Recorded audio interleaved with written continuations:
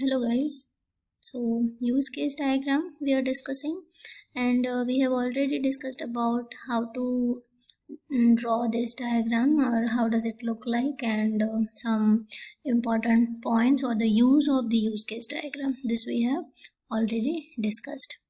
Now today we will focus on the core components. The core components means which are the objects or the components you can use, or to draw the use case diagram, which components are required. So here we have three components. One is actors, second is use case, and third is system boundary. We have discussed this point. Let's see in the diagram. So see, here we have actor, right? Then we have use cases, and this is the boundary, right? So these three components are required. So very first is an actor. So who is actor? So a role that user plays with respect to the system, including humans, users, or other systems. So here you need to understand actors can be of two type. One is the human user can be the actor, and the other system. If we take the example of the other system, means suppose Amazon is there, right? In Amazon, you can use the Paytm, you can use the Google Pay, right? So these are the other systems, but still associated with the Amazon, and the other systems are using your application, vice versa. We can say Amazon is using the GPay, or GPay using the Amazon, whatever. So two different systems. So first the actor, then the second is the use case. Use case is nothing but the process, a set of scenarios. We call it a set of scenarios, or the processes that describing an interaction between a user and a system, including alternatives. So alternative means like if it is not required. For example, see this thing.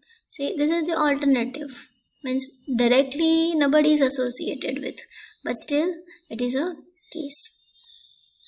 So use case is nothing but the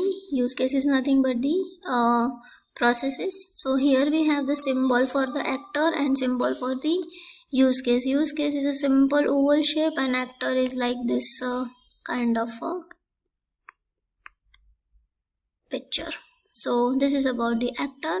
Then the last is the system boundary. System boundary is nothing but the rectangle, right? It's a rectangle diagram representing the boundary between the actors and the system. Mind it, between the actors and the system. It means what? That you cannot write or you cannot draw everything. Like, see, suppose if someone says that okay, this is the system boundary. No, this is wrong. System boundary is always between the user and the use case. Means when you draw the use case, the very first thing you need to draw is this way. See, this is your boundary. Then draw all the cases, and then draw the actor, and just make the relation, right? So this is the way you can draw the use case diagram. So this is about the core components, and here we have the core relationship that we will discuss in the next part.